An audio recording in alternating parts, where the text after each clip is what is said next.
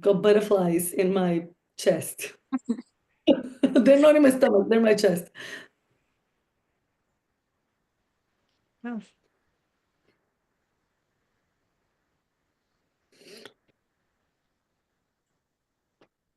Hey, Inara. Welcome, Madalena. Madalena, welcome. Bienvenida, Madalena. Obrigado.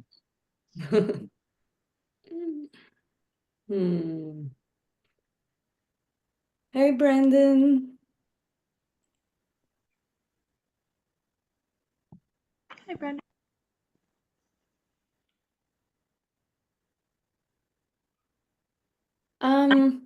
Brendan, the inspiration for how we're doing this session was this. And it's the sculpture I made in your sculpting. Oh, beautiful. That's a beautiful sculpture. Could we just start by what as we wait for people, putting in the chat where you're speaking from in the world, your name and the time zone. What's the time for you right now and where you're speaking from, so we can connect a little bit geographically?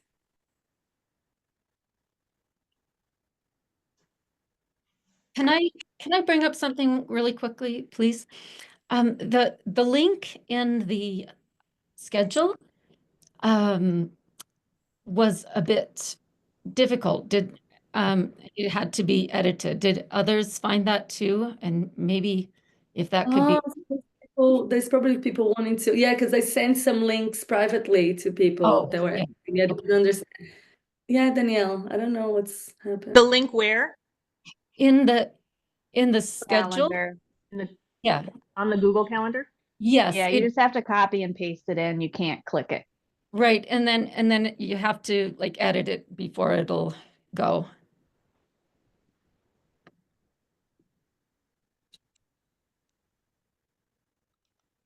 Maggie, what's the time for you right now? Eastern time zone. I don't know what that is. 5 p.m. 5 p.m. No, it's not a woman only space answering the questions here in the chat.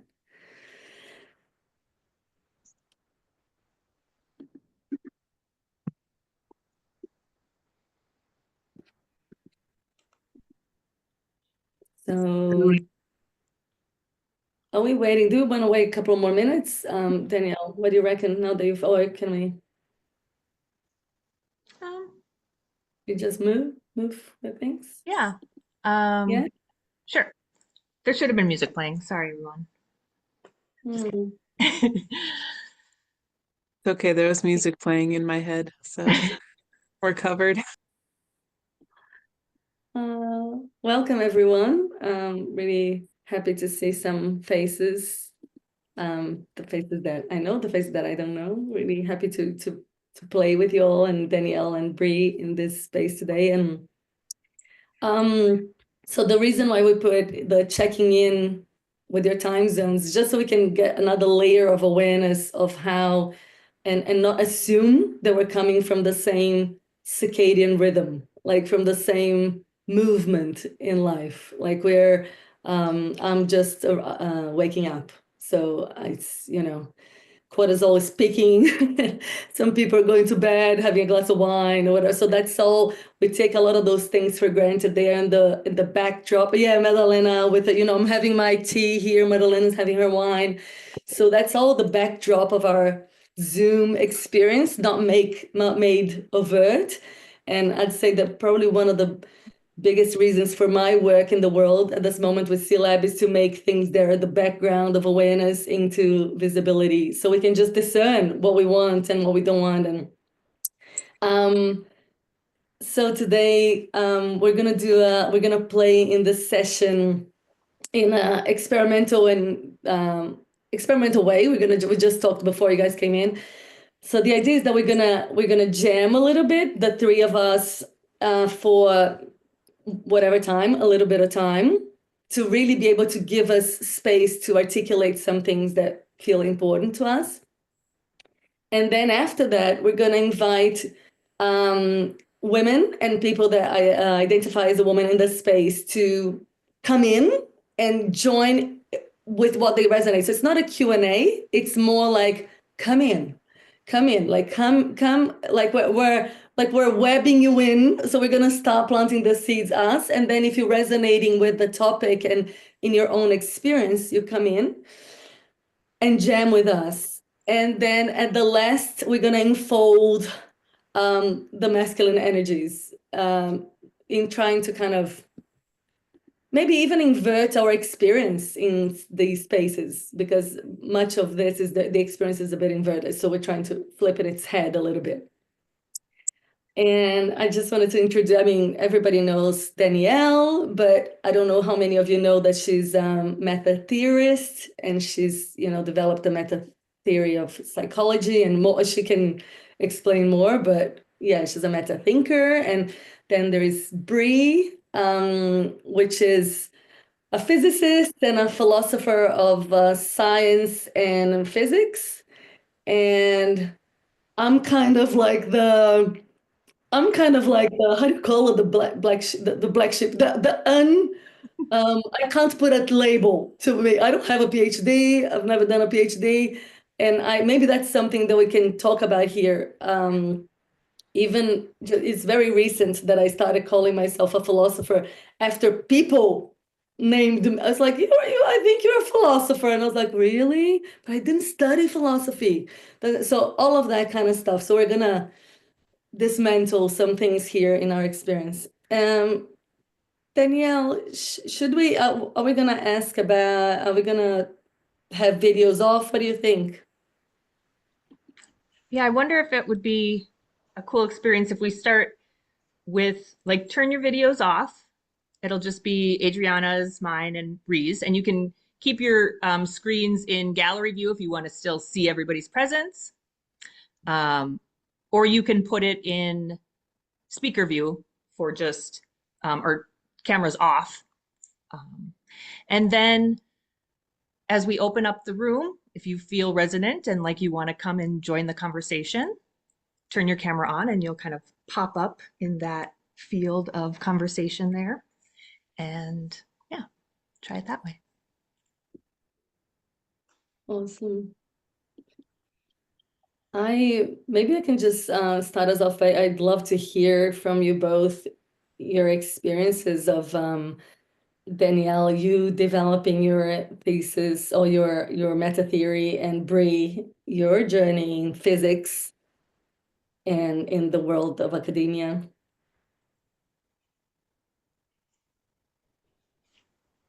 Sure, take it away, Danielle. I'm first. Okay. Yeah, I was doing my PhD in psychology, minding my own business. Going to be a high potential employee leadership coach, and and had a spiritual awakening at that point, and found that spirituality and psychology didn't mix in academia. And as I started thinking about that, and thinking for myself, like free thinking, this unified theory of psychology just came out of me, is the way I would describe it. And it was after a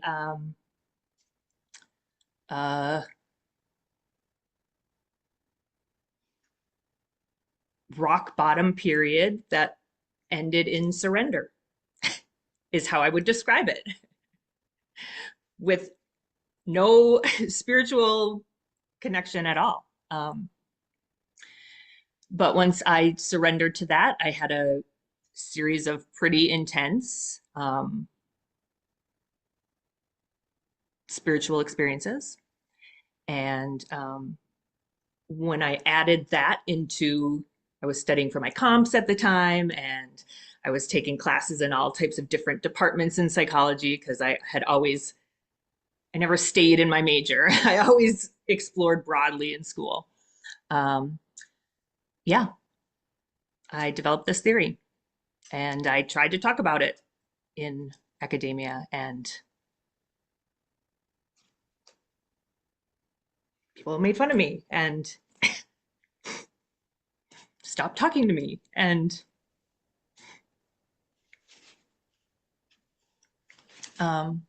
yeah, so, and at the time I also experienced like a bunch of synchronicities and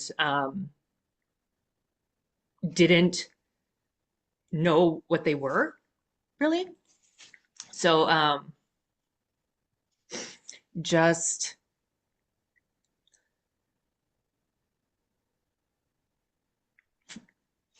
I was in a therapy session at one point and I told my therapist, I literally feel like I'm hanging on by a thread. Like it felt like here's reality and I had one tip of a finger touching reality. But I had to follow the theory. I didn't know why.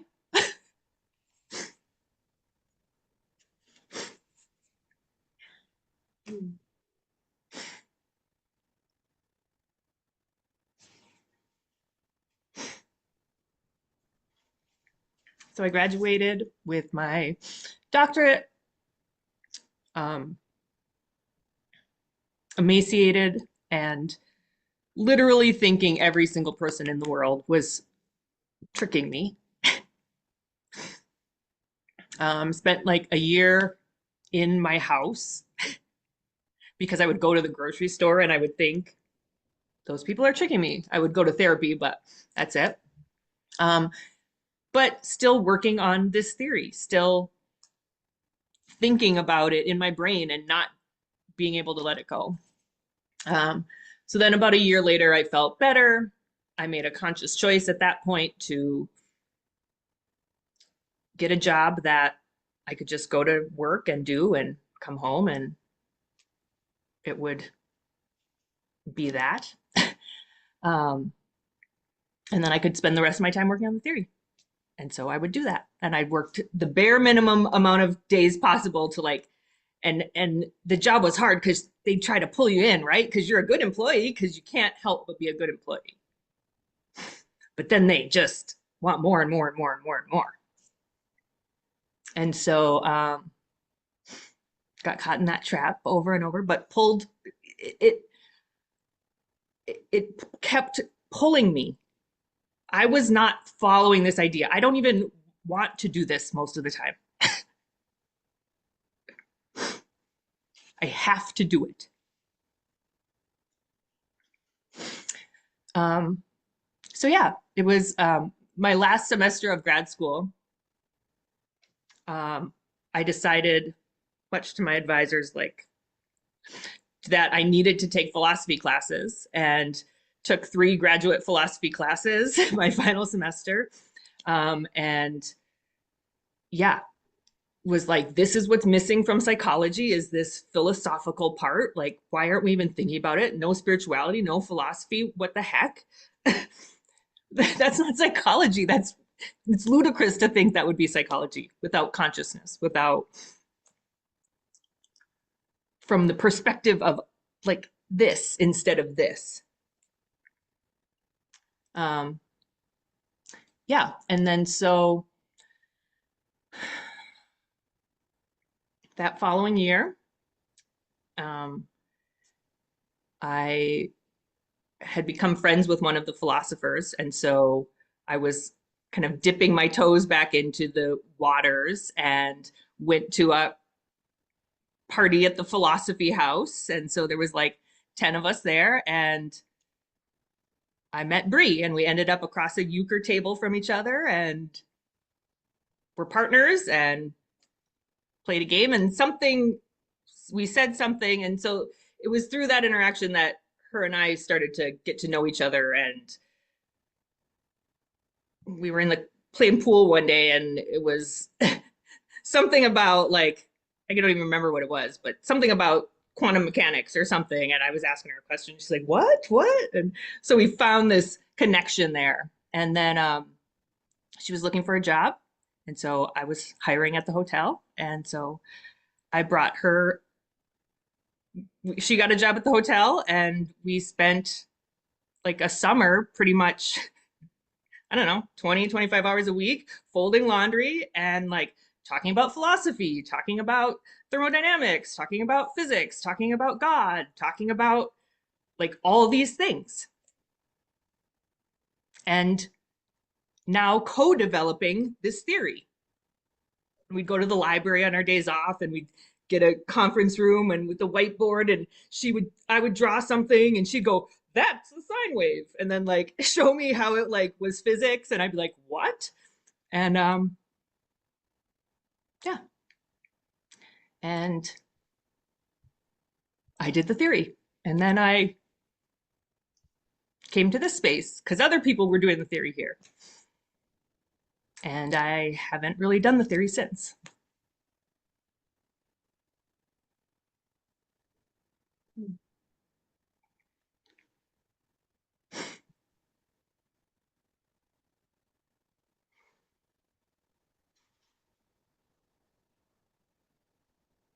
I just want to say one thing to everything that you shared. It was so beautiful, and it's such a transmission, Danielle. Your energy is such a transmission.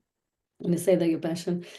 But when you're saying that you and Brie are folding clothes and doing the theory and talking about physics and all that, like I was just like I wanted to cry because these are the bits that I see so much left out in society as like two women doing if you're cooking, you couldn't possibly be having big thoughts if you're actually making the mundane, where the mundane meets. So it just felt really, really beautiful to kind of receive that in that way.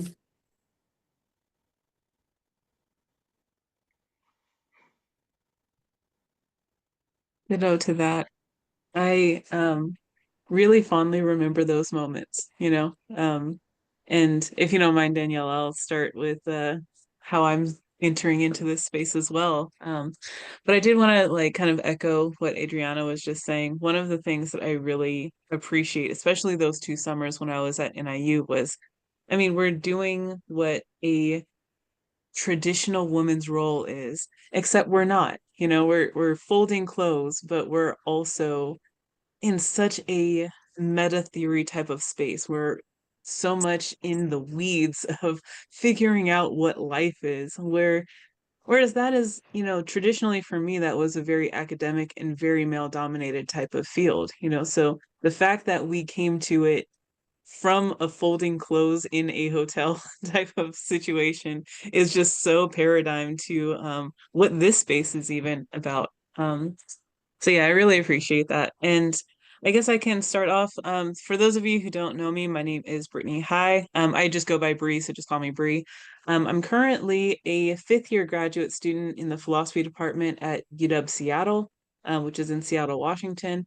My focus is mainly on philosophy of science, philosophy of physics, but I do have a shadow dissertation, and that is mostly on aesthetics, philosophy of religion, symbolism, and things of that sort. Very theory oriented, whereas my academic dissertation is very academically oriented. So I'm getting kind of pulled in 2 very different directions here. I started out as a just straight up physics major. Coming out of high school, I knew that I wanted to study physics. I was very fascinated by, I mean, all sorts of things in the natural world, just how things operate, how things work, One of the major things that I was really interested in was astronomy and cosmology. How did we get here? What is our future goals, on a very cosmic scale? How does everything hang together? However, unfortunately, as some people in academia might know, physics is a very male-dominated type of field, and it's a very white male-dominated field, and I am very clearly not a white male. And I felt the pangs of that many, many times. And at the same time, I had so many questions that I was not allowed to ask in a physics type of setting.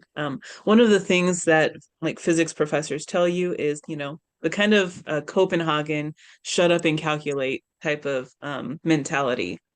So when you have questions on, why are we using this as a core axiom? Or, why are we using that as like one of our fundamental theories? You get kind of looked at in strange ways, So I needed a core requirement, like just a regular humanities credit, as an undergrad. So I ended up taking an intro to philosophy class. And lo and behold, that was the place where I found out I could actually ask all of those questions. And so I took more and more classes. I ended up double majoring in physics and philosophy. And during that time, I started to, I guess, kind of wake up to what the theory was. I started seeing the golden spiral everywhere. I saw this duality between, the analytic and the geometric, or the masculine and the feminine, or the square and the circle, whichever, symbol kind of resonates with you. I started seeing that type of duality. And I really wanted to pursue it, but at the same time, like in a physics class, you're not allowed to pursue that kind of thing. Um, so when it came time to graduate, I had a decision to make, like, do I want to pursue this route, or do I want to pursue physics, like I started out with?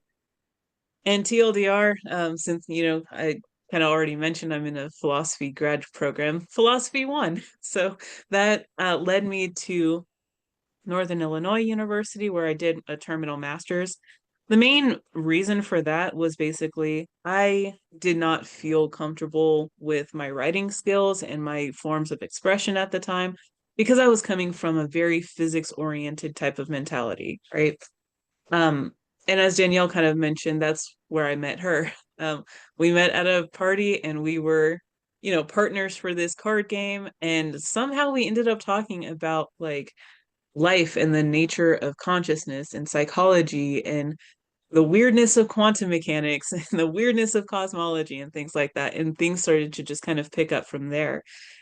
And I remember this one day where I think we were at Stan's, which is a bar that the philosophers used to go to.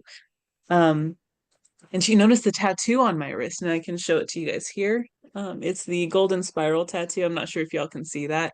But it's the golden spiral tattoo, and that definitely launched a major conversation about what the theory is, what is the symbolism of the golden spiral, what does it mean to me, what does it mean to us both. And as it turns out, we were both kind of coming at the theory. At the time, it was a very rudimentary kind of understanding on my part, and Danielle was a little bit more advanced in that. But we had so many things in common. And it kind of just launched my ideas of, okay, hey, maybe there is actually something to pursue. Maybe there is something missing in academia that I'm not going to be able to find in a physics lab or even in a philosophy classroom, right? Around 2017, that's when I started to have my major spiritual awakenings. As a brief history, I've had a lot of just deep spiritual things going on. I was raised as a Seventh-day Adventist. Um, Before that, I was a Jehovah's Witness, but I didn't really have a choice in that. And after a time, I kind of left Christianity basically altogether. Started pursuing Wicca and New Age and things like that. I was still not really finding what I was looking for.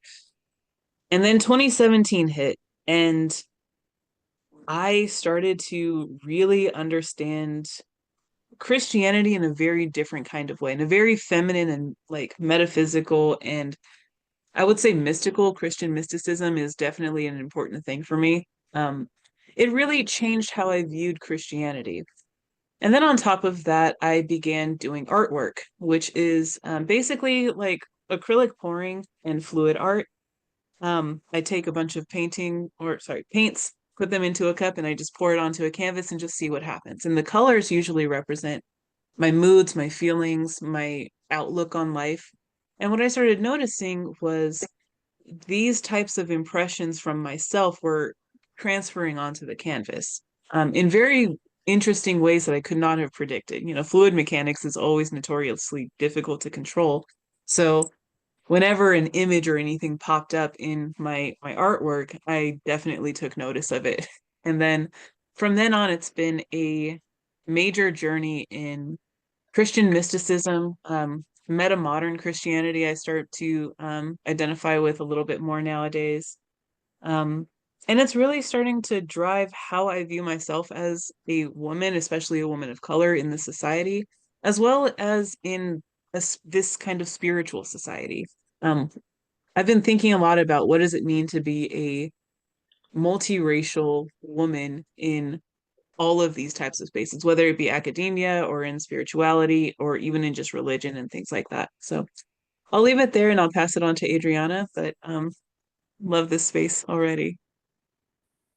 It's I was just appreciating hearing you, both of you, with like time and not being interrupted, and how rare that is and how rich, and just that alone, I think it's so profound. And I was just trying to think of how I'm gonna come in here, but I think maybe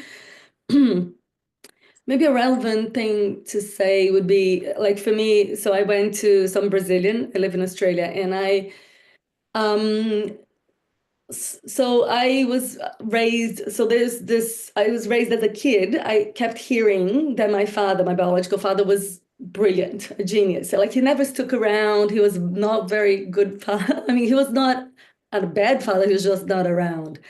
And he was messy as a human, very convoluted human. But all that I heard is that he was brilliant and a genius. And he was in certain elements for sure. Like he was physics, chemistry, different things. And I remember in my heart as a kid rejecting that. So some kind of split happened then when I was like, if that's being a genius, I don't want it. Like what are people calling a genius? Like that is, if that's a goal, it's a goal I don't have. So that something happened for me there. And I used to go to a very strict school in which I didn't feel I was bright at all. I really struggled. And I couldn't think, like now that I know myself, I was just like, it's almost like people got my thinking I did list. You need to think like this. Oh, you're a bad thinker. Oh, no, you don't think well. And I was just like trying to memorize things for tests and was just struggling. And I mean, I did well in the end and it was fine, but it wasn't pleasurable. It wasn't what I do now because I think all the time, I create all the time, and that's pleasurable. It's like the air I breathe is so enjoyable, and it wasn't that. It was like, phew.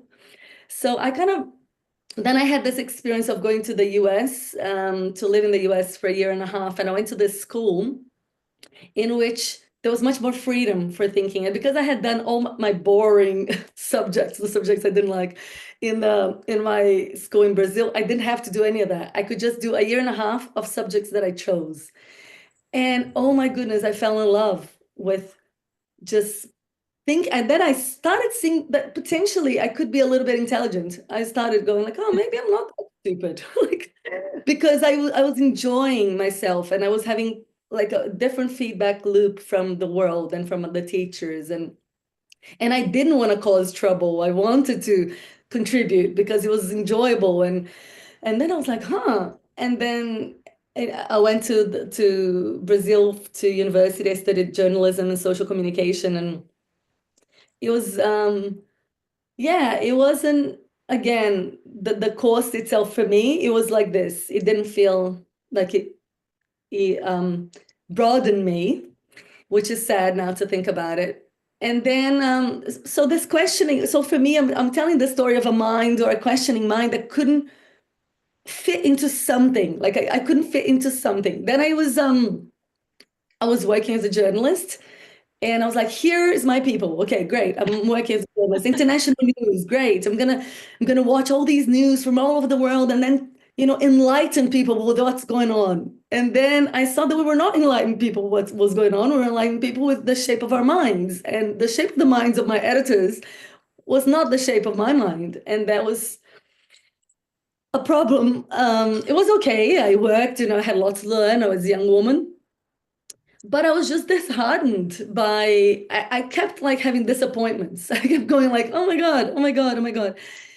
And it's a super long journey, and in a way it's very experimental. Like I was relating to both Brie and Danielle when you were talking about your theory and the way it came to you. I think that today everything that I do came from my experimentation. So I lived in Hong Kong, and then when I lived in Hong Kong, and after 5 years living in Hong Kong, had this breakdown, to break through kind of situation, and I went to India. I went to, and then I had this time between Hong Kong and India, which I was literally experimenting with different states. I didn't have names or frames, but that's what I was doing. I was being an Adriana in Hong Kong, and then I was being the other Adriana in India, and I was playing with these different states and state shifts. And so that was like, this informs a lot of my work. But then when I came back to Australia with all of that, none of the women's thing that I do had come into the horizon. I was a woman in a female body that was on the pill for a long time. And so I didn't have awareness of that, how that was shaping my mind. Then I came off the pill and I had some understanding of what was happening. But I think that where I come into this, I suppose, is like, I think that maybe the liminal space, let's call it, it's not just maybe the liminal web that Limicon is here representing, but when I entered Rebel Wisdom, which is way after I had been on this massive journey learning women's mysteries, which is basically the initiatory journey of a woman's cyclical mind. So understanding the cyclicity of a woman's mind, and it's not spoken in this way because now it has my language, but it's basically, I was very interested in the mechanism. I was very interested in like, what happens? So if we have very contradictory hormones, how come we don't see that in the world in a way that is useful? Or how come we just have like, we like this, she is in this phase. I was like, hold on, let me understand these hormones. Let me understand what they are in their purity. So I started investigating because I could see that the meaning that people were making was mistaken. Just by the relationship with reality was producing something from women that's not inherently there. That's not, you're not reacting against the cyclicity, you're reacting against the shape of a circle in a square world. So it backfires like a hose that goes, and it backfires in different ways. It produces thoughts in a particular shapes. So my work, what I think I come into this is that I think that maybe you guys were talking about, that's a question I actually have for you both, but I'll just introduce how it felt for me, because one of the shapes that I turned into was that I didn't believe that I had anything to offer. I didn't believe. I started asking people. So I started going like, I'm seeing this, and this is not reality. It doesn't tell me this is true, but I'm seeing this, and people be like, oh, no. And then when people say no, and you also don't have, maybe I'll call it self-esteem, but it's basically like if you live in a world in which the mirror that you're reflected with is a mirror that reflects you mostly, how Brie was saying, a male psyche, male mind way of doing. It can be a white male, but to me, the way I look at it is before I look at the rhythms and patterns, and I go like, if most of what I read is produced by a shape of mind, that is not how I do things, and I inject this, I eat this as if it's how I produce philosophy or thinking or whatever. Oh my goodness, I'm never going to have anything good because I can't produce it in that way. But I always thought, if I can't produce it in that way, I can't produce it. So I'm not a philosopher, I'm not this, I'm not that. And just to link into what you guys were saying, a PhD, like my partner always said, he says, you're an academic, like you should do a PhD. And I said, I couldn't fit. I never got myself to do it because I was like, I don't even trust I'd have the professors. Like maybe I could, but in my world, it was such a hassle to even like justify that there was anything to explore in the areas that I wanted to explore, that it just felt such a painful journey to even go there, that I'm like, I'm just gonna play in this playground with people, which is the liminal web has meant to me. That I started, I get emotional because it's beautiful. I think we need to do that for one another. It's just like, when people started seeing me, and in the beginning was a few people, like, hold on, you have something interesting. I haven't heard that before. Okay, tell me again. When I started having that happen more and more, I was like, okay, I have something to share, and that created a feedback loop that was healthier. And from that healthier place, my thinking just did, because it wanted space to just create and think and in the ways that I do it. So yeah, so that's how I'm coming into this conversation.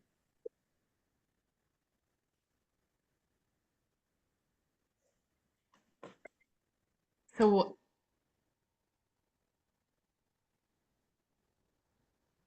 I I was laughing when you said like, what do I have to offer? Because I probably have asked like 42 people in this space at Limicon. Like I search for that question like all the time. And to the point where I and and for me, like I feel like I've always been lucky and people have let me have that space. Like when I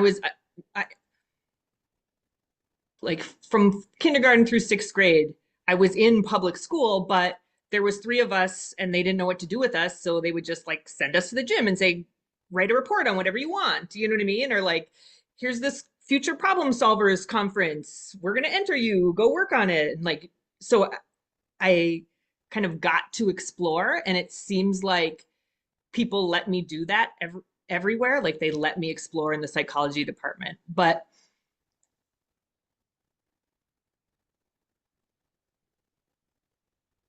because I was comparing myself to these like standard, you know what I mean? Like I don't think I ever turned a paper in on time ever in my life. Like all of grad school, never.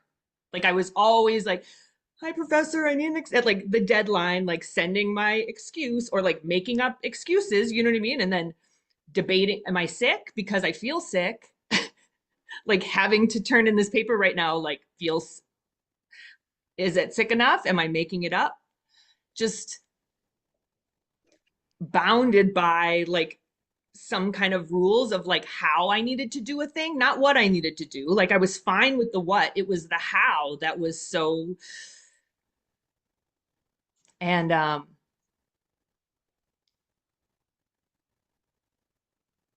then when I kind of had that thing and started following the theory, and it was my idea and it was my thing, you know what I mean? And I could just do it however I wanted. And it literally, I would read a bunch of stuff during the day and say like, okay. And then the next day I'd go to the library and I'd research all the things and I'd get the books and I'd bring them home, and then I'd read all night, and then I'd go to the library. And it was, I finally had the ability to like do it learn how I wanted to learn. And it just opened up new worlds. And even like my theory is on my wall over here. And a lot of times when I try to talk about my theory, people are like, well, write a paper, or like, you know what I mean? Send me you want to write a book?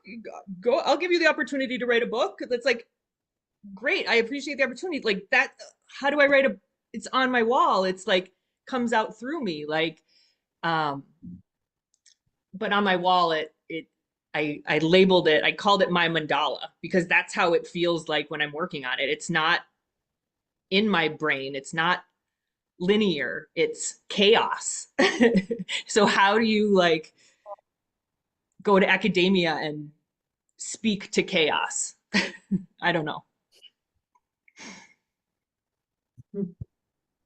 Yeah, no, I totally resonate with that as well.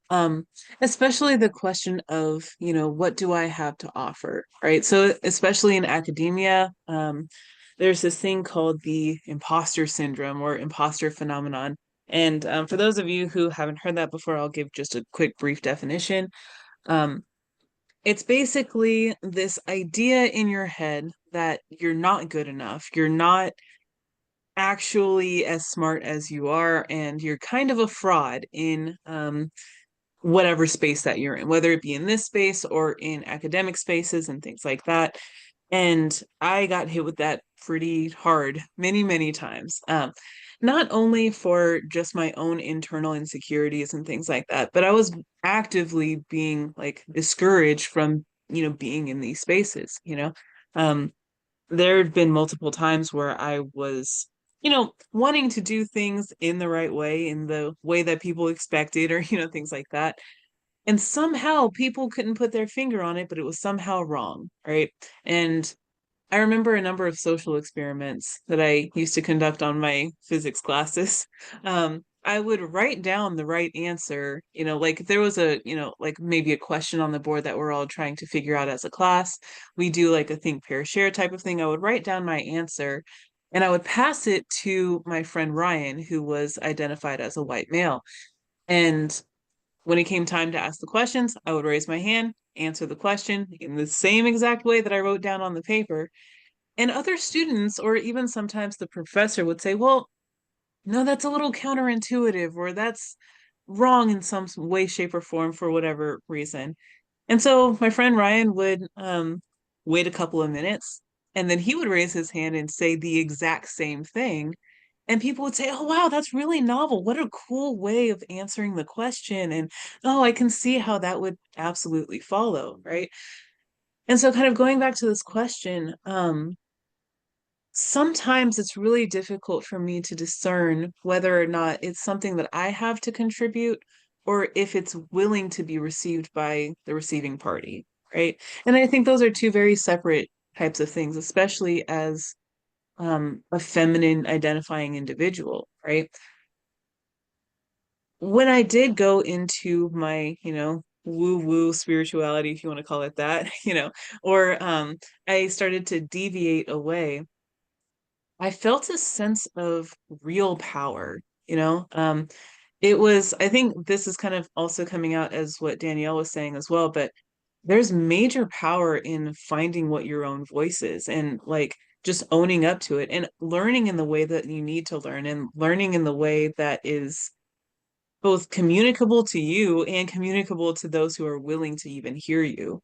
Um, and once I learned how to discern those two things, I really started to find my footing, especially in spirit spaces and in philosophical spaces. So yeah, I wouldn't say that I appreciate that journey, but it did definitely teach me a lot of things. And I guess kind of going back to one of the things that Adriana was talking about as well, I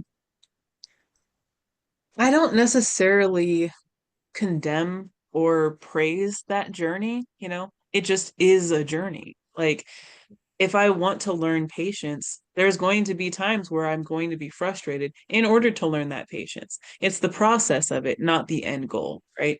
So getting out of the, square thinking, and learning how to be actually a circle, it's a kind of understanding and appreciating the process, whether it's a mental process or like a physical cycle that, women go through or anything like that. It's understanding and owning that process that gives feminine, thinkers such huge power. So what do I have to contribute? I guess like in a word, it'd be just the way that I'm thinking about things. How do I view the world? How am I being present in the world?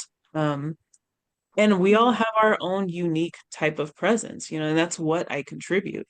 I don't necessarily think I have a theory or it's my theory or anything. It's the theory that's already out there, but it's my version and my view and my articulation of it that is giving the value in the world. So I'll stop it there, but yeah, I think that's, yeah. Mm. I love everything that you guys were sharing. I was just thinking when you just said something just now about these two different ways, when people can't see or people couldn't see or something like that. I remembered what a friend just recently said that really that I love. Like that, we were talking about leadership, and the words that came was like leadership as the emergent property of relationships. So leadership. So for me, if leadership is the emergent property of relationships, then both are very important. Because if people can't receive it, then the leader can't emerge. it or becomes a really forceful leader, like the leader of this time, which is like, to me, I keep saying the flocking, the capacity to flock, which is like a bird, like it's my turn because this bit of reality has been forgotten or has been not seen, and it's important. So it's my turn to at least share bits of that, and then have the humility to step back when it's not your turn, and have this very malleable type of leadership, which is not how I was taught. Everything was very rigid, right? We have those models, they're very rigid. So I work with a lot of women that say, I don't see myself as a leader. But when I talk to them about leadership being the emergent property of relationships, they're like, okay, I can see that. So it's like, to me, I feel that a lot of my work is bringing things to the foreground that have been backgrounded, just because the way they have been interpreted doesn't allow, it's not generous enough to allow creativity to bubble up. So, for example, a midwife in the olden days, and still today, like I had a midwife, and midwives, like notoriously, they could knit during the birth of a woman, and the kind of gynecologist obstetrician is actually doing a lot of things. He's prepared for emergency. He's actually trained in emergency, and he doesn't so it's perceived in our culture that if she's not doing anything, she's not doing anything. Actually, she's helping me open my cervix. She's allowing the mind to drop to a place in which is necessary for a baby to be born, which is not the tools or the making or the prodding or the how dilated are you. So there, to me, there are things, even everything in the medical system, for example, which is an area that I'm very interested in, doesn't take the kairotic time of the female rites of passages. And of course, we can take that into any other moment thing of reality, but I'm using these because they're very concrete things. So a baby doesn't get born in the linear time. It just doesn't exist. If we put chronos to fix a kairos problem, that's a mistake. That's a mistake, and we need to speak it in this language. It's a mistake. You're conflating two ways of seeing the world.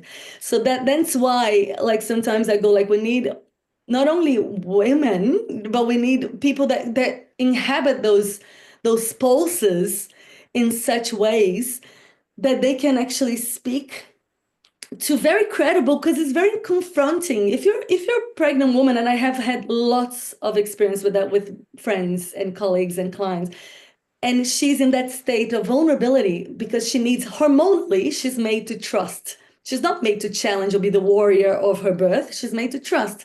There is the outer layer that will protect her. So as she grows this baby, so she trusts the medical system as an extension of her beingness as this creature that's producing this baby, and it's not made to be rational, putting things in Excel sheets. She's not made for that at the moment. Then she trusts this, and then if a doctor comes and says, "But why? Are you sure? Can you really trust your body?" And if you speak to a woman in that state, in this tone, she won't trust her body, because what can she say? Like, what can she say to this question? Do you really know if you're like, no, I don't know. I actually, truly, I don't know. When I birthed my baby in 42 weeks, everything about the medical system was telling me that I was wrong and I was crazy and I shouldn't do it. And I was putting my baby at risk. And I needed a midwife that actually, very sadly, committed suicide, which is because of the pressures, the witch hunt that she was under. And she was the one that looked at me and said, "I've never seen a baby that wasn't born. Trust your body." And it was like this, it was so hard to do, because I had gazillion people asking me, "Are you sure? Are you sure you're not putting your baby at risk?"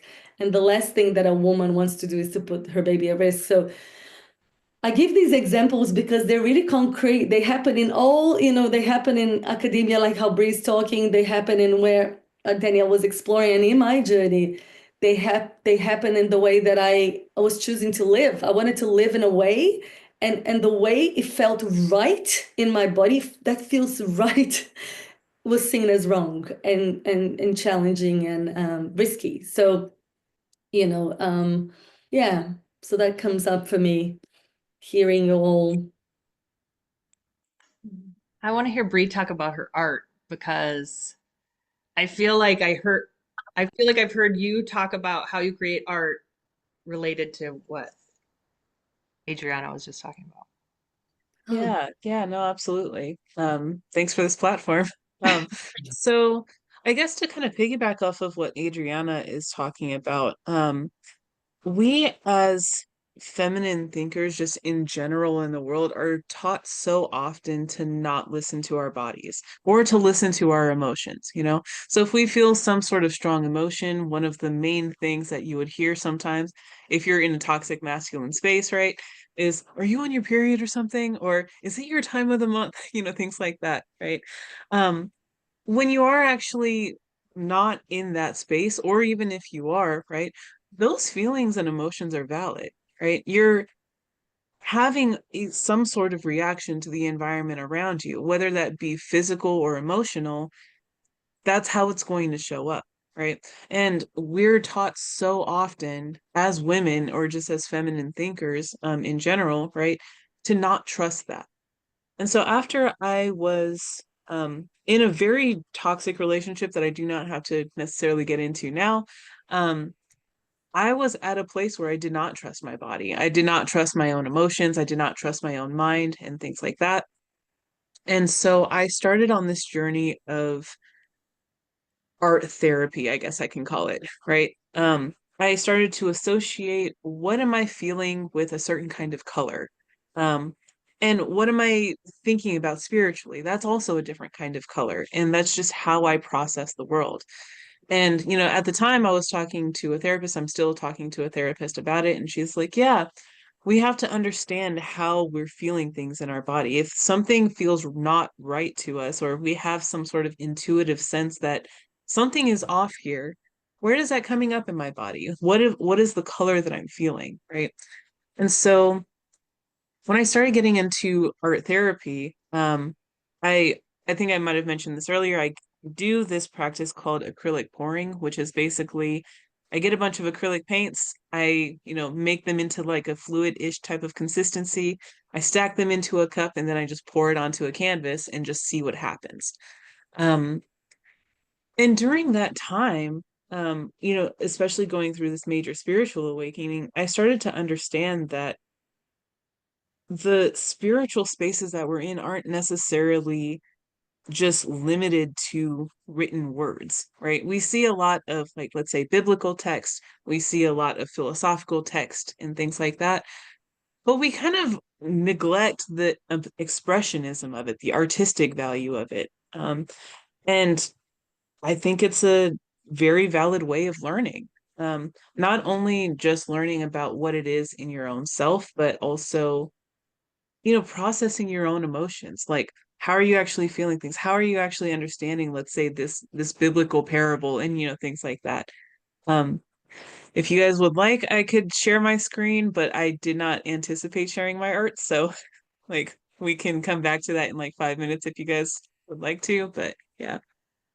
Did you have like a thing that you were focusing on, Danielle, when you had asked me about my artwork, or No, I just heard like as I heard Adriana talking, it reminded me of a story you once told me about how like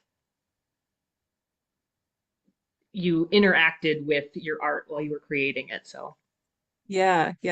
Actually, in the cafe, my some of my artwork is displaying, and if you guys give me 2 seconds, I can share my screen and show at least one of them, and I can describe what came up for me. I just gotta find it in a second, so fill the space. well, what I can do then, maybe this is a good time. We'll let Bree talk about, hold on, I can't do two things at once. Talk about her art, but then also kind of start opening it up for, and we're not going to set a time, but let's just start with the feminine energy, the female identified people in the room can start. And then when it feels right, we'll open it up to everybody. And when it feels right is when it feels right for It's you. kind of the opportune moment. We just access into it. Yeah, we just if people want to join, that they can put their videos on, and just whoever puts their videos on can join. I can read a question here. Maggie was asking you about your meta theory, Danielle. Oh, Mhm. the unified theory of human behavior and consciousness. Mhm. Hashtag UTHBC.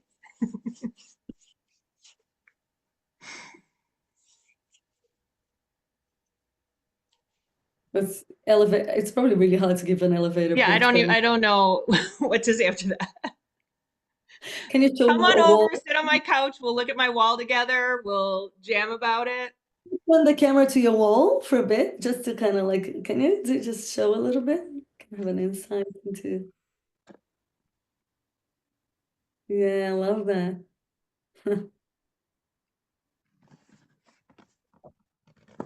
And I was talking to Ian. I mean, I went to this thing with Ian McGillichrist and Steve McIntosh today, and they were talking about it. And Steve's like, "There's three parts: the heart, the mind, and the will." And I'm like, "Yes, that's I have it too." All right, you guys ready for some artwork? Yeah. Okay. I don't actually know if I can share my screen. Let me go ahead and try. Let's see. Can y'all see this here? Just give me a quick thumbs up. Okay, solid. So let's talk, I guess, about this one first. This one here is called Love and Lamentations. And what I ended up doing was I wanted to give a sort of self-portrait in the sense of acrylic pouring and fluid art. So I used a bunch of colors that I associated with myself at the time. So I used lots of purples, bright blue, white, and black. And if you kind of zoom in here, there's kind of a bit of a, well, that's a little too far. There's a bit of a face in the center piece, and she's kind of has her head kind of bowed down.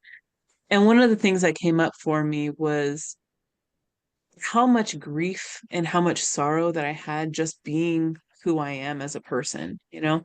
But at the same time, there's this beautiful kind of swirl around it, like this kind of ebb and flow.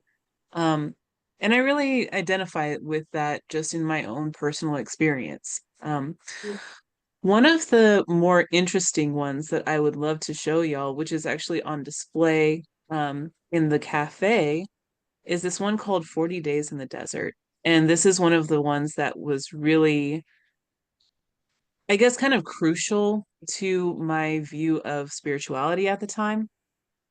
So here I see a very well lit path amongst this just really dark and rocky kind of space, like this kind of desert kind of area.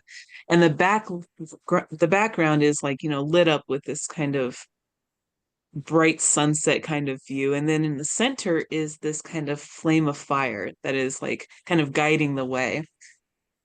And what was really interesting about it for me was I was thinking about how I was just kind of lost in my own spiritual journey, my own ways in life and things like that. And I felt this very deep connection to, you know, the things in the Bible about 40 days in the desert that, you know, Christ had walked, you know, who was being tempted by the devil. The 40 years that the Israelites walked in the desert to cleanse themselves from like the the toxicities of Egypt and their oppressive system and things like that. And as a feminine person, it's very dark, it's very rigid, it's very red, you know, very aggressive.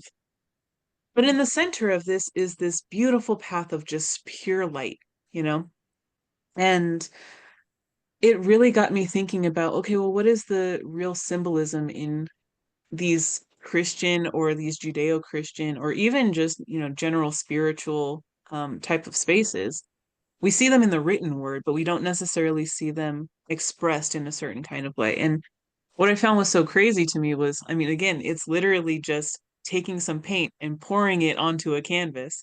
So how is it that my intuition is doing this? I honestly don't think it was. I think it was me actually tapping into what God is trying to show me, or if you would like to prefer, like, what the universe is trying to show me, um, what this extra spiritual dimension is trying to show me, Um, and I thought that was really powerful. It gave me a completely different way of viewing what knowledge is and what epistemology is and how we actually come to understand things. Um, so if you guys would like to see more of that, that's on display um, elsewhere, but I will go ahead and stop here. That's just a little teaser. Mm.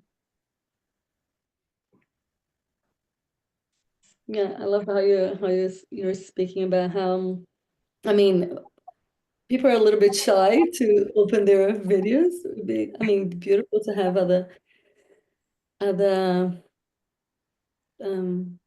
people join us if you want. You can, yeah. I was just thinking that this notion of I think that one of the offerings in the way I see, that women and feminine, so I think both women, so biological women and people that identify as women have this, they have a very strong relational capacity. There's something about that, even as you can imagine in a tribal context, how to survive, you need to be tapped into the relational. You need to be really attuned to that which is not, you. It's everything.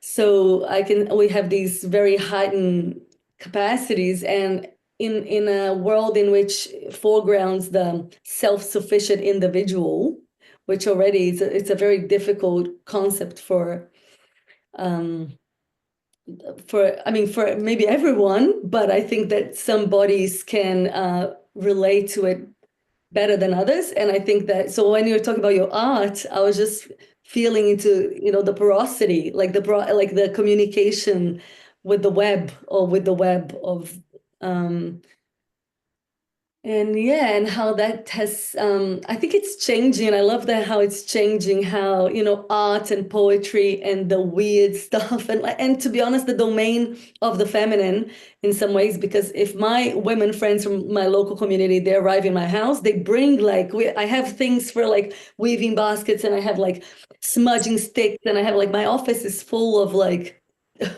like decks and tarot decks and all the kind of stuff. And it's not serious stuff. It's not intelligent stuff. So for a long time, yeah, I noticed that I had to hide that kind of component. But when my friends or women gather together, we're like, oh, we can be witches together.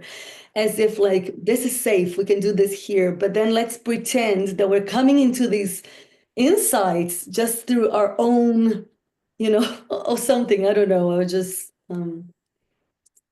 yeah, that's what came up when I was seeing your stuff. Yeah, I think that's a really great segue into the meta theory. Sorry to put you back on the spot, Danielle, but I think it would be really fascinating to kind of connect this to some of the stuff that we were talking about, right? Um, and one of the things that's definitely comes up for me is this kind of balance between the literal and the metaphorical, or the square and the circle, and things like that, right? Um, and the fact of the matter is, like, if we just go out into our own society right now, it's very masculine dominated, right? Even within a religious type of thing where, like the church is supposed to be necessarily the body of Christ or the bride of Christ, right? It's this identifying as a very feminine type of thing. And yet, it's very masculine dominated. Women are not allowed to be like church fathers, for instance. In academia, women are all but barred from like the hard sciences and things like that, right? But what's interesting about it is that's so contrary to what the theory kind of presents as reality, right? There's this, and I can only speak for how I approached it, right? But there's this sense of duality here, right? There's this, yeah, the journey is very important. The destination is also very important. But if we were to just choose one or the other thing, we're not actually seeing the whole picture, right? And all of the core tenets of the meta theory is hanging in that balance, right? And connecting with my artwork, right? There's this very, very delicate balance between absolute chaos and deep, profound interpretation, on this spiritual level. And especially with things like 40 Days in the Desert, right? There's this almost knife edge kind of balance between, oh, this doesn't make any sense at all whatsoever, and this makes all of the sense in the world, right?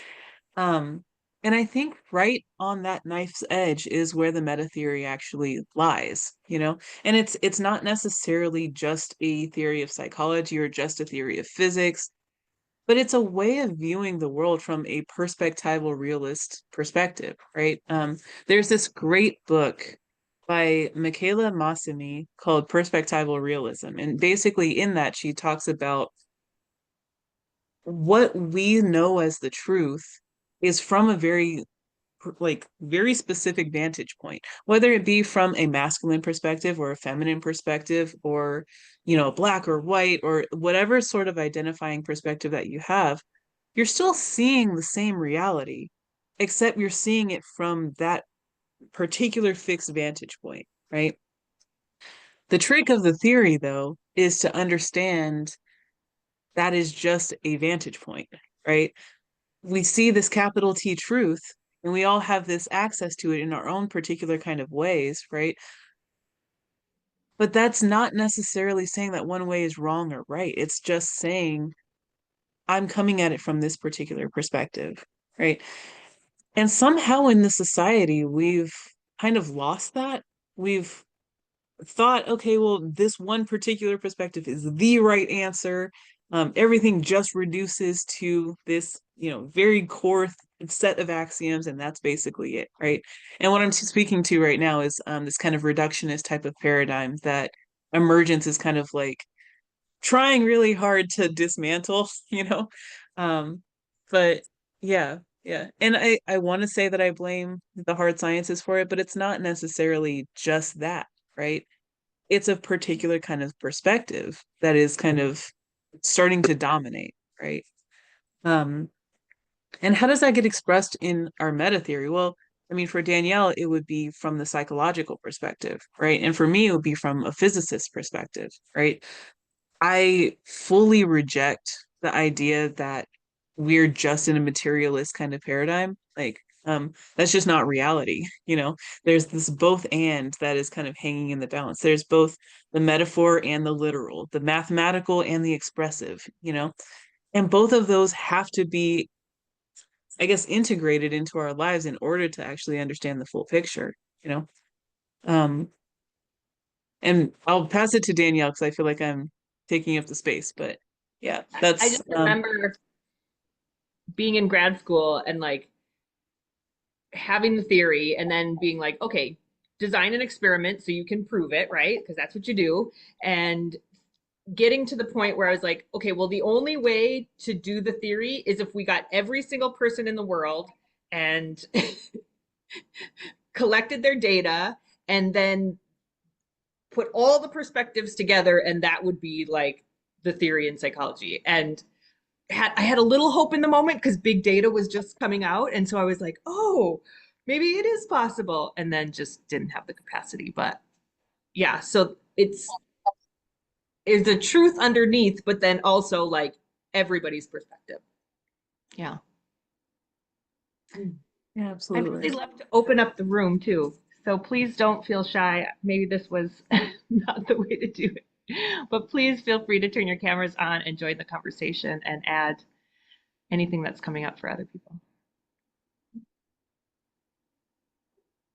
Or Either Brittany. masculine or feminine. We see you, Maggie. Thanks. Hi, Maggie.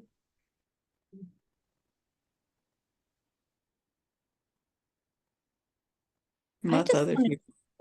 I wanted to just name a couple of women that I felt like kind of belonged in a similar space is Nora Bateson and Meg Wheatley, if any of you know their work. Mhm. Or if not, you might check them out. Mm. Mm. Yeah, there's a lot, for sure there's a lot of women that I perceive that in Nora. I know a bit of her work. I did some of her work. I can perceive the way that she comes at things where she expressed herself. I would say the same as Bonita Roy, even though she probably wouldn't call herself, she doesn't frame herself in those terms. She doesn't say, I'm a feminine philosopher. She wouldn't say that. But I can feel the way that she expresses her thinking and her theory and how it comes from her and as her. That's how it feels to me. So, and because I have these lenses really magnified in my perception, I look at it. It feels very different than when I am with other philosophers. So yeah, absolutely. See a hand from Atasha. Oh yeah, I put the hand up because it wasn't letting me turn my video on. Thank you, Danielle. Yeah, I just love the conversation. I love Nora Bateson. I have two of her books, and I love her poetry especially so much. So Mhm. beautiful, and I just love the conversation that you three have been having. It's just been really nice to listen in on, and so much of it resonates on a very deep level here as a feminine energy dominant non-binary human. Yeah, Mm, and just thank you for holding the space. thank you.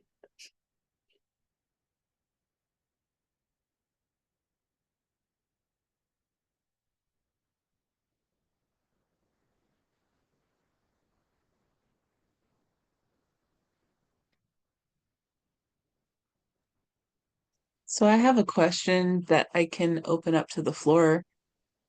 Mm, Um, we've kind of circled around the idea of feminine meta thinking or just being a feminine thinker. Um, but I'm curious, what does that mean to everyone? Like when I say feminine meta thinker, what comes to mind? Yeah, go for it, James. Um, my experience listening and really appreciating and connecting with this conversation um has been one of the key components there has to do with the way of being. So when I think of most of the conversations I've interacted with here at LemonCon, they feel pretty normal to me, pretty typical tendency towards a somewhat masculine, somewhat transcendent viewpoint. But this conversation really felt like it had a different sort of texture to it, a different way of being. Um, and I feel like that is really relevant kind of lens for me. Like I want more of that. I'm not bored by that different flavor. I'm interested, I'm intrigued. It feels like some of the spice or one of the ingredients that I'm missing in the intellectual stew I'm gonna have, sorry, the spiritual, intellectual, feeling and emotional stew that I want to have. See how I can say that easily in this context, whereas in mm, another context I would have said intellectual stew and that would have been it, because the way of being in those other containers limits the perspective that I'm able to receive and reflect. mm.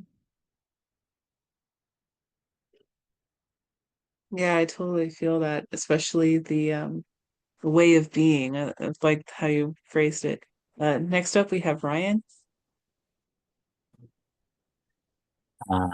Yeah, what a feminine thinking or meta theory is to me, and what it is in my own meta theoretical work is um, more what um, I forget the word, like mycorrhizal or something, like fungal, like more decentralized, more lateral. Deleuze called it rhizomatic instead of arboreal hierarchical, like up, like more lateral than vertical. It also just has like my own session earlier this week had talked about like liminality. I think is itself feminine, just unknowing and um, like moving and rationalizing from an I don't know if irrational, I suppose, but like a different yeah, just like a non-formal form of rationality, a more continuous rather than discrete. And I also just really connected to like ecological modes of thinking and more integrative approaches. And I also think it's really connected to just like anytime you're like stranging things or querying things, I think those are all like anything that is breaking down convergence. Yeah.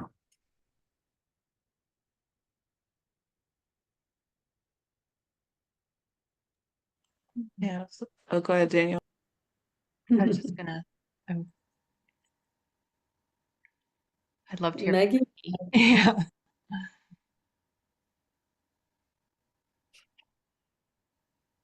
Yeah, firstly, thank you so much for this conversation. It was so healing and incredibly relatable and resonant.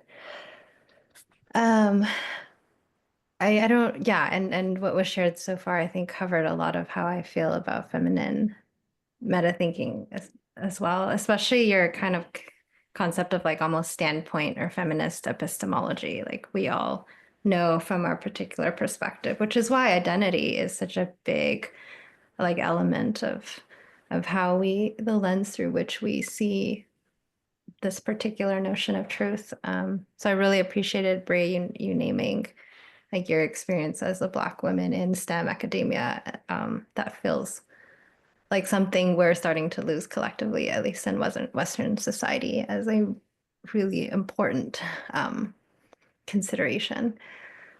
I actually had a question for y'all, and I'm not quite sure if I have the words for it quite yet, so apologies if I'm fumbling. But yeah, I really appreciate, Ariana, your work to make invisible what has been actively, I think what some call like epistemicide, like the killing of this way of knowing. There's been this like destruction of feminine, indigenous, holistic ways of knowing and being and living.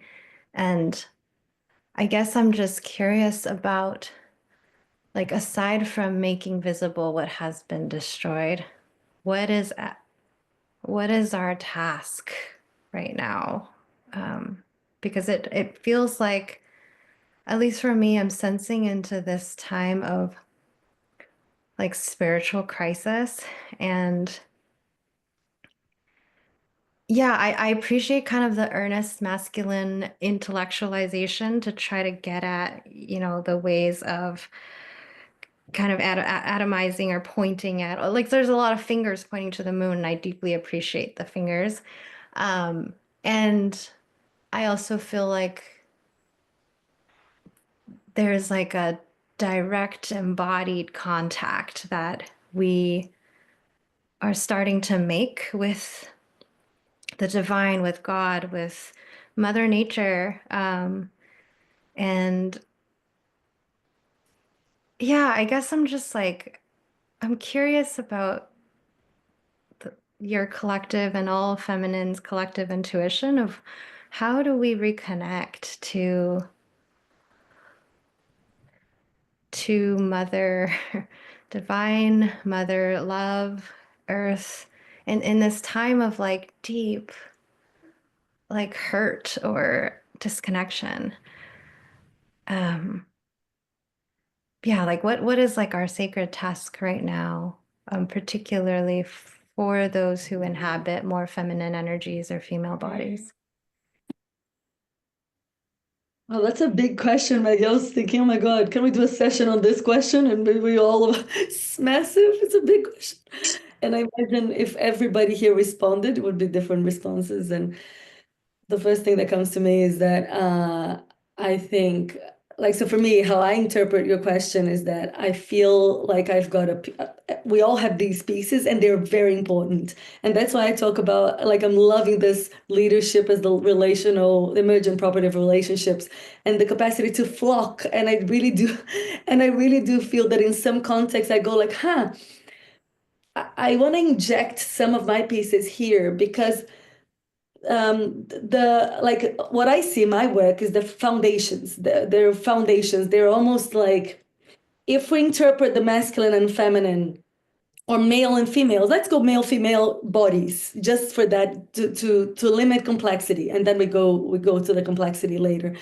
If we understood them as more similar than different, then we made a mistake. We need to, or maybe we didn't make a mistake. We used the lens that was useful at some point. Now it's more useful. So for example, if I'm painting the wall of my house and if I look at two tones of yellow, if they're far away, they're very similar. I can't distinguish them. But because we live in relationships, we need to put them in relationship.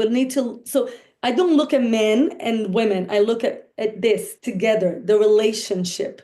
And how my shape is, what's my shape in the front of this, and what's this shape in the front of this, and how we shape one another, because we're not these static things that just walk around so to me, my role has been to retrieve some things and bring them into context and conversations to kind of try to release energy.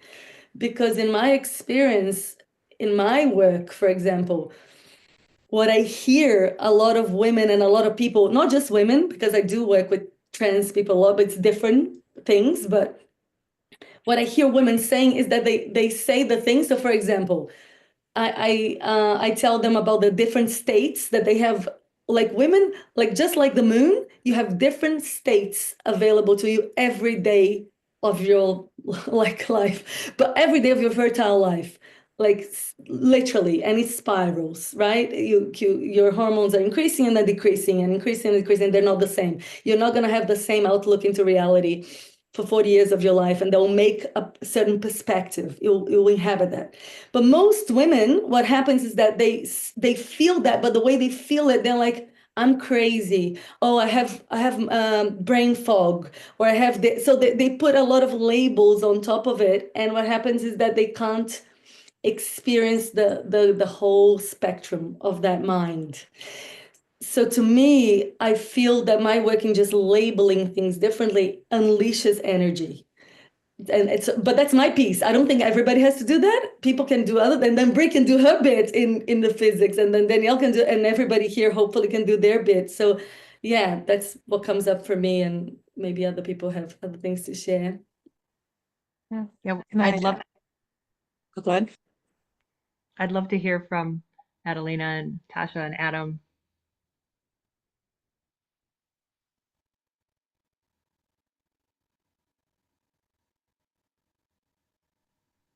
Just mindful we're coming to the end of time. So Well, mindful of time. also happy to stay later if anybody wants to. I'm first asking myself, what am I looking at? And very much for me, the form of perception widening and the extraordinary possibilities and learning that just this gathering that is so improbable and unimaginable. Me, I'm a visitor from the 20th century, so it's most of my life. So I'm just in awe of just this event. I mean, in this gathering, and I mean, there's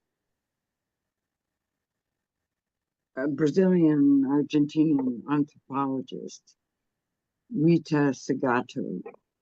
If you haven't heard of her, it's worth looking into, who's identified what she calls the masculine mandate in this coevolutionary process in which our very frail and vulnerable species, which is always in danger, we're hairless, so our acceptance of temperature is very narrow. Okay, I mean, most other mammals must look at us and go, "Oh my God, how pathetic," you know, and fangless. So we've depended on each other's protection and some form of cooperation to even be survivors, and we're descendants of those survivors. And I think a lot of our predicament has to do with having somehow become accustomed to the idea that life didn't have to be dangerous, that we're not mortal. Okay, so there's a lot of trauma informed blah blah blah, and I feel like pushing it to another level and saying death informed living, which I think especially Adriana, being Brazilian, has that understanding that without the death informed, there's also not the alegria, the joy that makes you throw yourself into the dancing, into the music, into these life experiences that I'm not romanticizing, but the Brazilian culture for me is, from an evolutionary standpoint, a place we need to, I think, give a lot of attention, because there's been so much hybridization alongside what I like to call the market martial laws. And I'm not exaggerating. I think we're all under that regime. And I would love to invite Brendan, who was here. I hope he's still here, because his universal learning process to me has been, at least recently, and I know I'm not alone, one of the most beautiful attempts to making us just part of something bigger. Not it, but just part of something. And how do we become part of something together, along with our intractable disagreements? Okay. And if I were to also point the finger to the moon of voices that I feel are sensing possibility, along with what we're experiencing right here, which is our digital paradigm shift. Today, I listened to Audrey Tang talking to Nate Higgins, and I cannot recommend that enough. And I will put a link to that, to dispel some of this doomer stuff around the technologies, the exosomatic technologies that we have come up with as little beavers. And not that exceptional, but we make shit. We make shit. And now how do we give a shit? And to me, that's sort of the two questions. We make shit all the time. We're always making shit. How do we give a shit about the shit that we make? So I hope Brendan might come in for a few words. Thank you. Thanks, Matt. Just acknowledge that we're technically at the time. So if anybody needs to leave on time, this would be the time to do it. But also happy to keep this space open for a little bit longer and hear from Atasha still has their hand up, and anybody else. Brendan, if you'd like to respond at all. And Adam, I think, as well.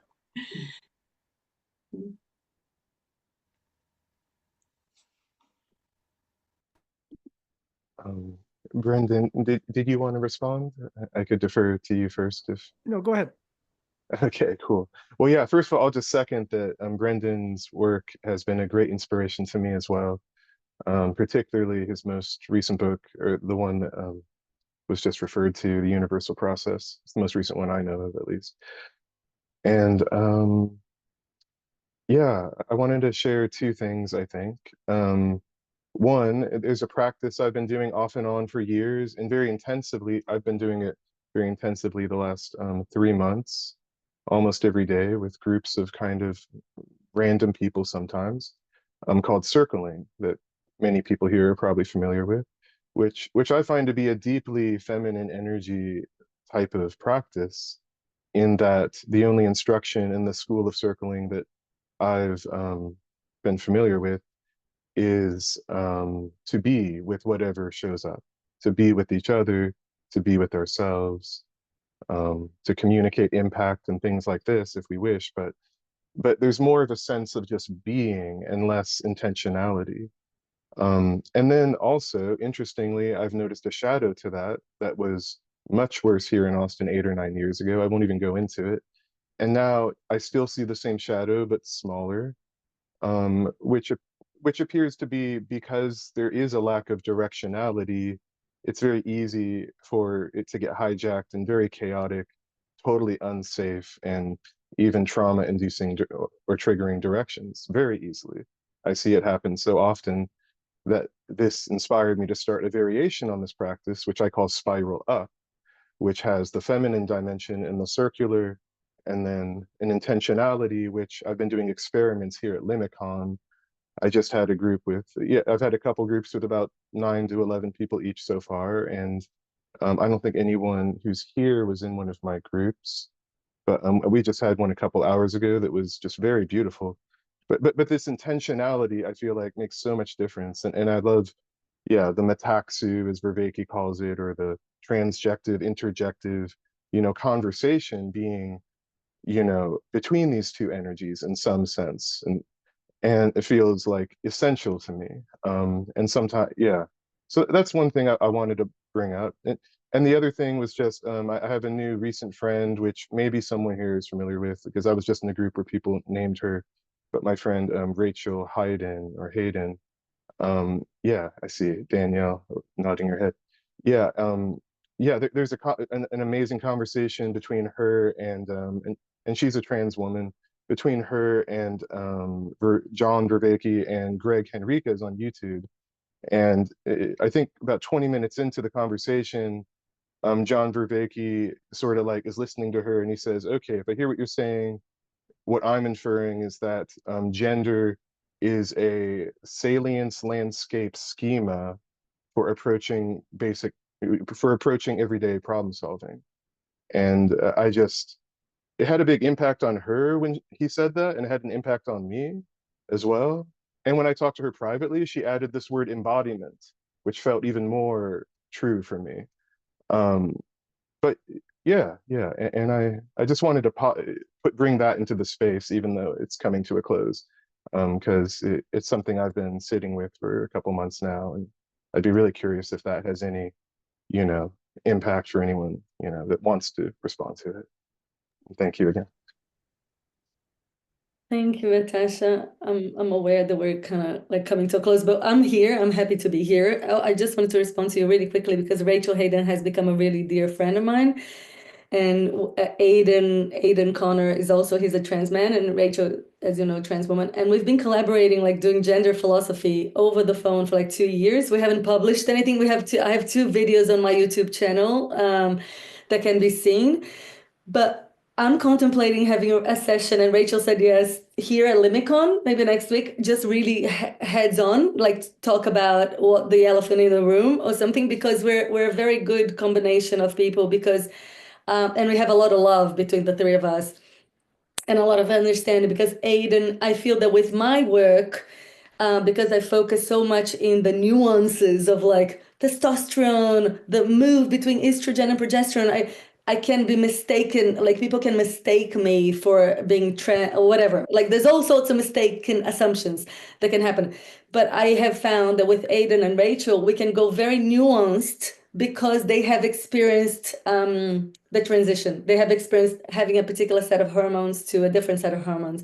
So their minds, we can get very nuanced in the shape of the mind when it's cycle something, if it's not cycling, if she's just taking estrogen, if she's cycling estrogen and progesterone. So all of that is very interesting to me. So we go very deep.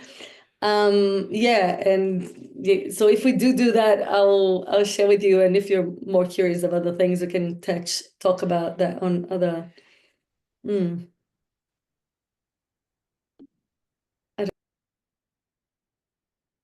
Yeah, Adam, that sounds fantastic, Adriana. Thank you for saying that. Yeah, yeah, I'd love to join that meeting, so I'll keep an eye out or reach out. yeah, absolutely.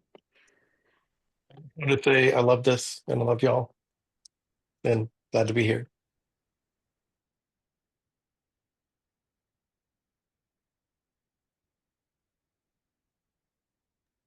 So looking at the time, I'm not sure if we're gonna have time to dive right on into this, but something what Atasha said really vibed with me, especially the spiral, right? Because going to the spiral thinking, right? Um, one of the things that I really started to focus on, especially when I was starting to come into like this meta theory space, like way back, when I was first like starting to understand the patterns, was this idea that spirals are the connection between the masculine and the feminine, right? So you have a straight line, which is, generally masculine, and then you have a circle, which is generally feminine, right? And what happens when you combine the two things? Well, you can do the square and circle type of, two-dimensional thing, but one of the things that Atasha was saying, which I really vibe with, is think of that in 3 dimensions. You have a vertical line, and then you have a bunch of circles that are spiraling up.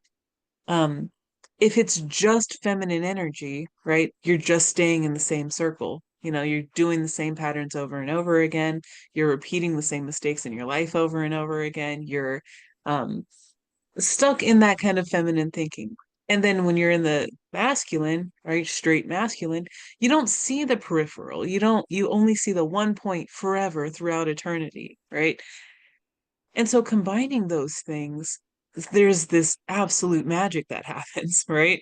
You get into spiral thinking. And I think Danielle and Adriana and I were talking at some point about this as we were like in preparation for this session. But it really sticks out to me because we see so many spirals in nature already. And this kind of brings me back to like one of Maggie's questions earlier. Sorry she wasn't here to hear this, but I hope she sees the recording. But one of the things that came up to me in regard to her question, especially with Natasha's statement is, what are we here to do? One answer is just simply to notice that pattern, right?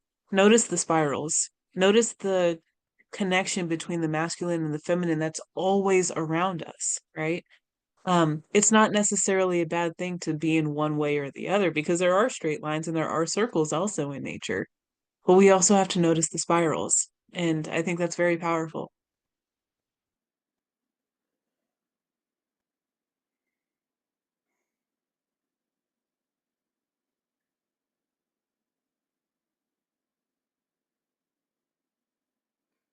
Brendan, there's an invitation for you.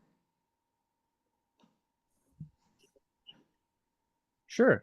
Yeah. Can you? I lost the thread a little bit. Can someone tee me up a little bit again on what specifically to speak to around that? I think Maybe was beyond. Madalena, did you ask something specific or? Well, as you can see, all the way from southern Portugal, here it is. That should give you some pleasure. And my feeling is that the work that you have gathered here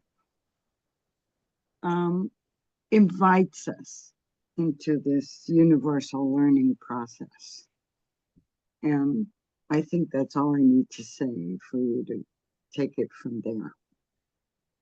Gosh, well, yeah, I mean, there's a lot that could be said about that. I mean, I think these kinds of conversations are great because there's a lot of perspectives to learn from. I guess maybe I'll just make that point in this context of trying to expand our number of perspectives that we can draw on is, I think, a part of that process. So trying to expand the number of patterns that we can see and the depth of those patterns. So I'm just really delighted that, I'm delighted by the prospect that meta theory, big picture thinking isn't just gonna stay limited to the purview of, a bunch of rich white dudes who have the time and luxury and leisure to do this sort of stuff, right? We gotta expand that, and I think that the inherent aspect of expanding that scope is going to enrich our knowledge and enrich the learning process profoundly. So that's in the context of this conversation anyway. I would just say that this is part of that, and we shouldn't let that process get stalled or stuck in one particular lens. And more lenses means more knowledge, and we're advancing it. So this is I'm just really appreciative and delighted by this kind of conversation. So that's all I really have to say to that. But yeah. Oh, you're being so modest, Brendan. Come on. I think the reason I was provoking you is because I think we need a different framework, which would be Nora Bateson's somaticity, mutual learning as evolution and co-evolutionary process. But it's dangerous. This is not something in which you are spared pain. And we have very much done what Whitehead warned, to substitute the desire for peace for its bastard, anesthesia. Okay. And it's, I think, to Adriana's hosting of pain, yet not alone. That's where I think the learning starts to happen. So it's not some sort of teleological opium that somehow pain will be anesthetized. It's that we must not do it alone. And why? Because then we don't learn. And that's where I think the way you're embarking on this journey is really offering a place to belong to something bigger, to be a part of something that doesn't necessarily have a teleology.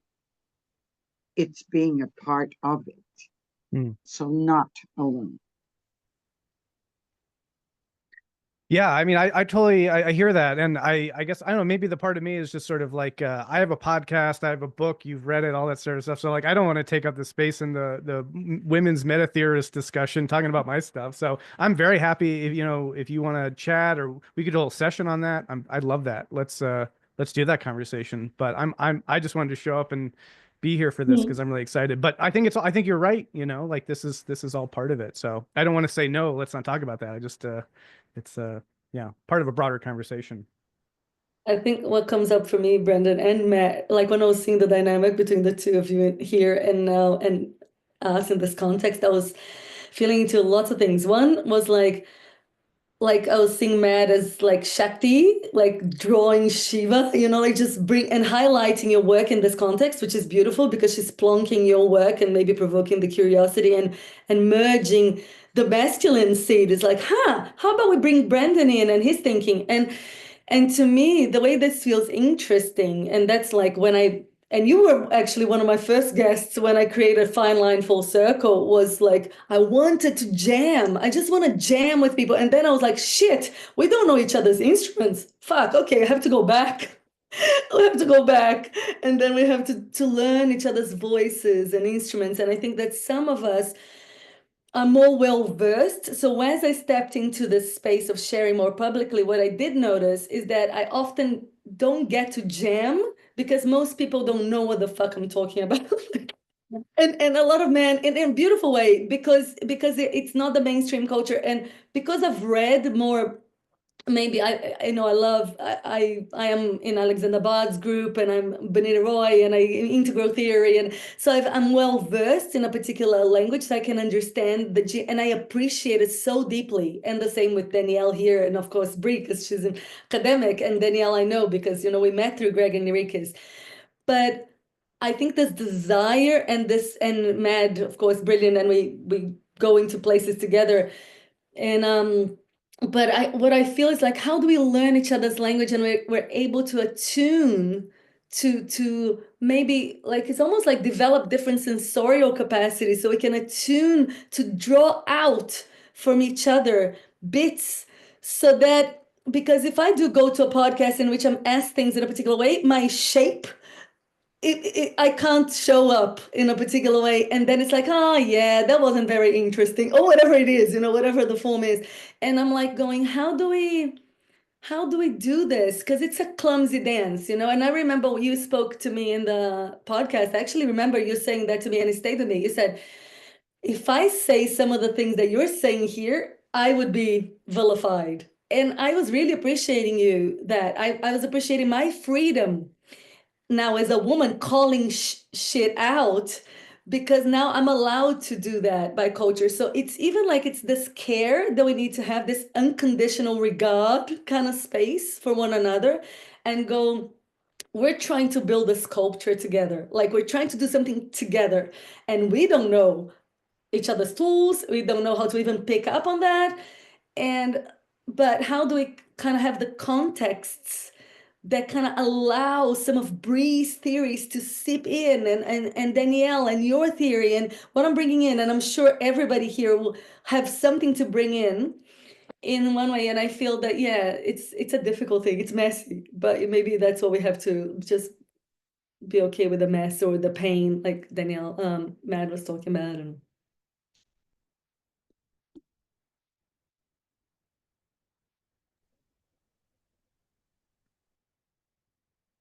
Yeah, go ahead, Natasha. I'd like to just highlight one thing from Brendan's book that really did have a big impact on me, which was taken from Greg Henriquez. I think it was my introduction to parts of his models. And this notion of the emergence from the realm of physics on up at these different, phase shift, amazing shifts in our evolution as universe into human and beyond, perhaps into collective, and the virtual realm is a hypothesized beyond, perhaps. But one of the columns in this graph in Brendan's book that Madalena held up, it has gender, and it's really fascinating to look at that from an emergent phase shifting levels of complexity and compression perspective. I just found that so profound and so helpful, really. And yeah, I just wanted to highlight that. Yeah, I mean, I love this. I would love to jam, and I want to do that. I'm very happy to. I just also am cognizant of the fact that, I came up to here. I came here to listen to Danielle and Bree and you. So I think that let's set up a Limicon jam session where we can do the next part of this conversation. But I feel like it wouldn't even make any sense after all that. I especially appreciate, Bree, what you were saying about the kinds of just, these patriarchal systems that exist in the sciences and philosophy, and it's so male dominated. And it would just seem ironic to me to be like, well, what does the male white guy think in the group? So let's but if there's an invitation to explore these topics in a different context, I'd love to do that. And I'm happy to do so now if people want to do that as well. I wasn't expecting it and didn't know if that made sense.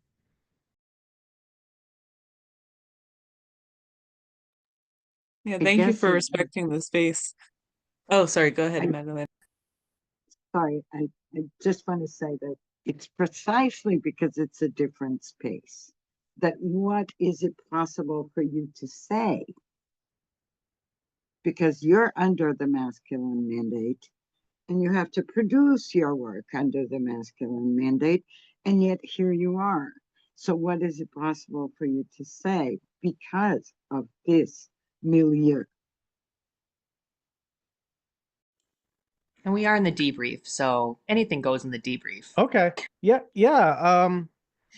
Well, okay. So I'll share some thoughts. I mean, What comes out for me is, that there are these different modes of engaging, and that we need to think of in terms of genres, I think, right? Like I love, Danielle, that your meta theory is on a wall in post-it notes, and that you gesture here, and when people say, hey, I want to support you, I want to read your work, like write a paper, write a book, you're like, well, that's not how this is coming out for me.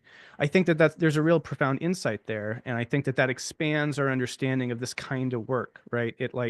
I think there's a very initial well-meaning gesture, and I probably made this myself to you and maybe some others, like, hey, let's jam. I want to read your stuff. I want to, like, just as I read Greg Enriquez's book and Wilbur's books and all those male meta theorists that we're familiar with, I want to read your book. But I think that what's coming out is sort of like, it's not another book. Like that's not part of the contribution, right? How else can we do this? How else can we talk about it? What are the other insights, and how else do they come through? And a lot of that, I think, is coded in what we're using in terms of feminine and the language of the feminine to talk about those different modes. And so I think that is like a really, in itself, a kind of orthogonal move out of meta theory to be like, let's do meta theory in other ways. Let's do big picture thinking in other ways. And I mean, there's obviously, in many ways, that's a core postmodern insight, right? Which is sort of like, hey, all you white guys talking for a long time with your books, like there's other ways of knowing, and there's other epistemes and all this kind of stuff. So I think we need to take that very seriously. And I think what you're exemplifying here is that this comes out in other ways. And is it art? Is it creativity? Is it all these other things? So yeah, but there's also a tension there for me, right? Maybe coming more from that masculine wants to write a book kind of mode, right? It's like, how can I engage? How can I cite your work? How can I download it? How can I engage with it? Right? Like there's a profound desire there that wants to bridge that gap, but it's like, how do we translate for each other across these different modes of communication and expression? And I think it's exciting if we can think about that generatively and constructively. It's like, this is a profound opportunity to find new ways of putting our finger on the reality of nature and all these things in different modes. And but then it's a real question, like how. And so that's an invitation, and maybe that's something we could all explore together, of like, I'm not in your immediate room right now, Danielle, so I can't read your post-it notes, and I don't have your lived experience and all of that, but I want to engage with it. And same with Bree and Adriana, all your work. I want to bring that in. I want to integrate. I want to play in whatever sandbox we can find. So how do we build that sandbox, and what does it look like, and all that stuff? And somehow we got to be able to translate that. So that's what I was, getting a little bit to you, Madalena, was sort of like, this is a learning process, and it can be painful. It can be difficult. We've got to find these tensions and like dance with all this stuff. And we're going to maybe get a little bruised, and there's this constant assimilation, accommodation, dynamic stuff we've got to do. But, but it's really important work. So yeah, hopefully that's a little bit more. And look how far we've come. Yeah.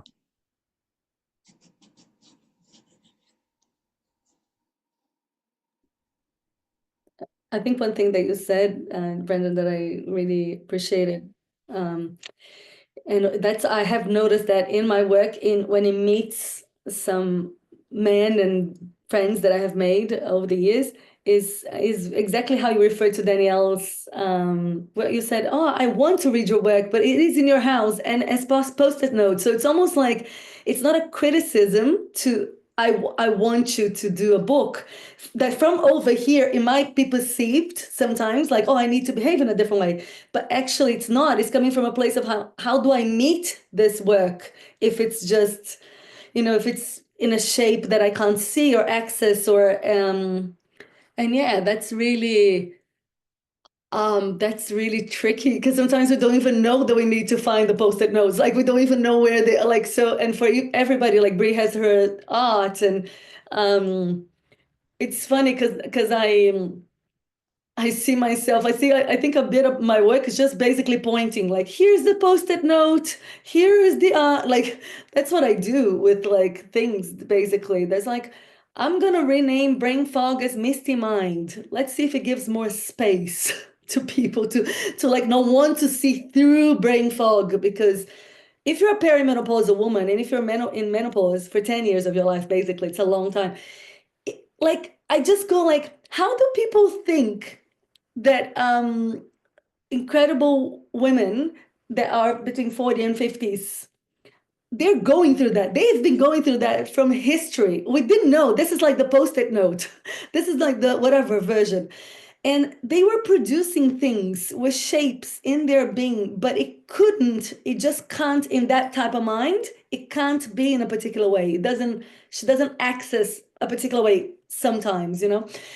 So I'm just, yeah, it's very fascinating to me that these became these blind spots in society. And we have many of them. Everybody has, you know, but I love that. I think that the maybe the stance is just has to be a stance, like you said. I want to, and I think just you speaking here, it felt really good, and Madalena provoking you into speaking, just because what I noticed in myself is that I felt you in a different mode. It was a different flavor of Brandon because of the context, but because usually I see you in a context in which it's more masculine, and I'm the one that's rarely, not many of me. I feel the intimidation of the language that I don't know, and that's very familiar to me.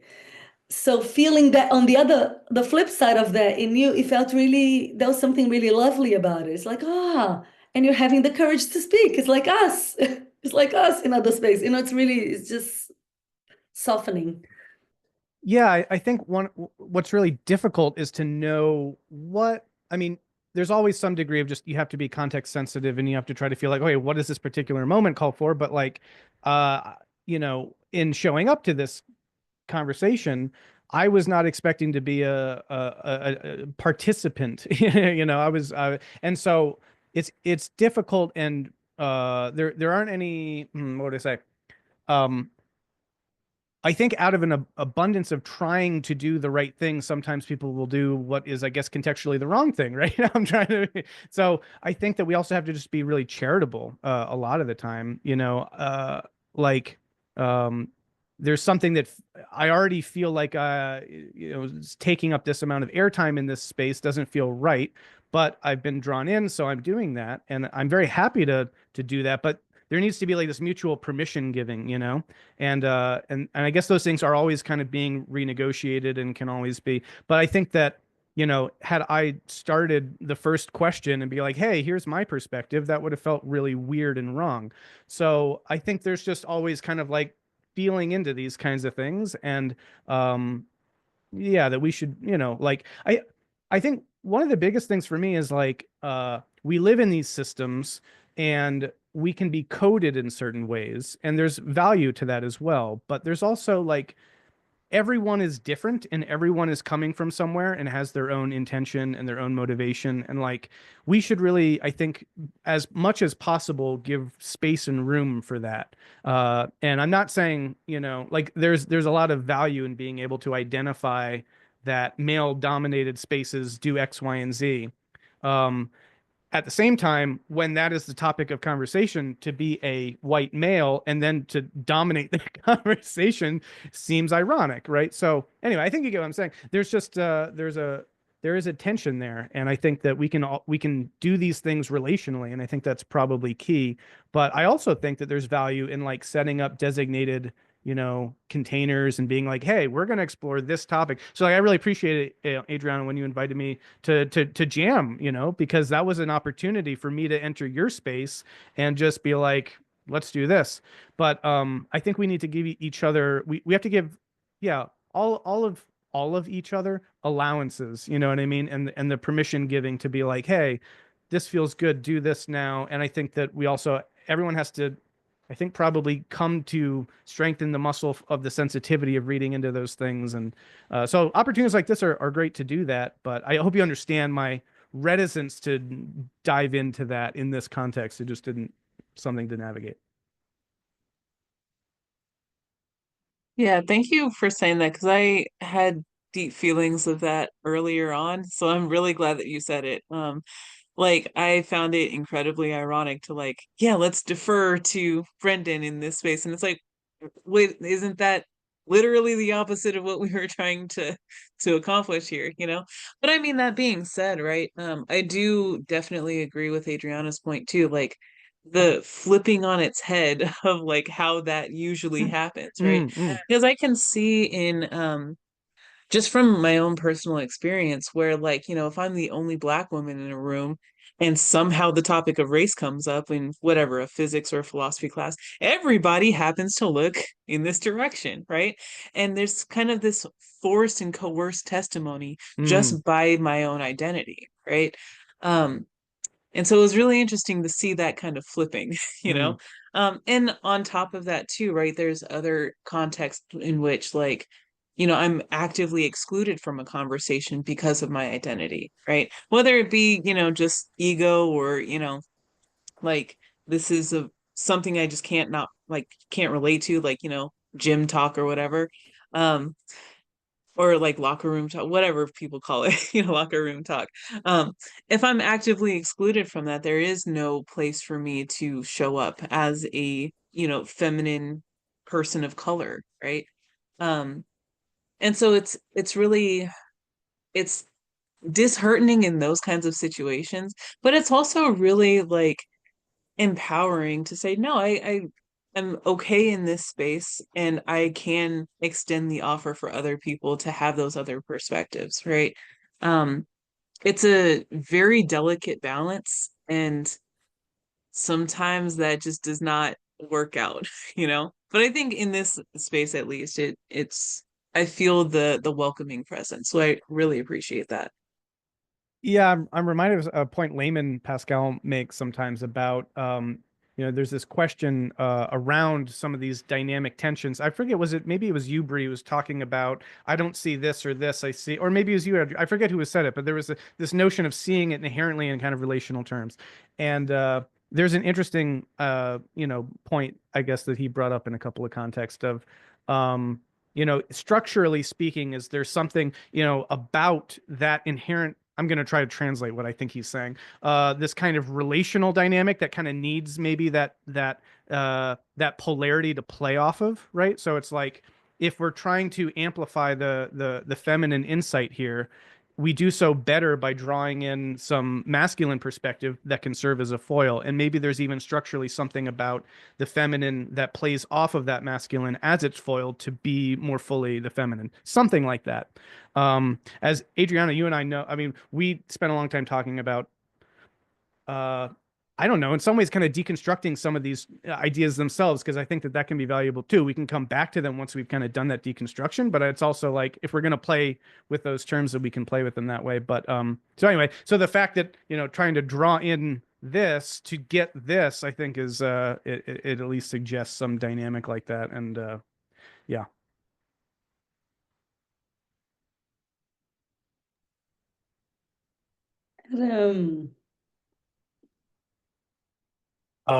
That just made me think of male flight, which is it's not widely known, but there's been research coming out that shows that so when men move into I'm sorry, when women begin to move into occupations that are typically seen as male, right? Two things happen. Like once it crosses like a 10 or 15% barrier, men start leaving the occupation, and the wages go down for it. So it happened with school teachers in the early 20th century. It happened with veterinarians over the last 20 to 30 years. It's happening currently in dentistry. It's happening in different areas of medicine. But it doesn't totally end up becoming women's occupations. There's this like remnant of men who are fine with that and don't flee the space. And ever since I read about that, I've been thinking about it as like kind of a culling or a winnowing out who can hang in those spaces, you know. And there's just a lot of, in general, you'll see this that like, you know, Bree, you mentioned that thing about like being the only person in the room, right? Most white people have not been the only white person in the room. Most Black people have been the only Black person in the room at some point. Most gay people, it works the same way. Trans people, it works the same way. Women, it works the same way, right?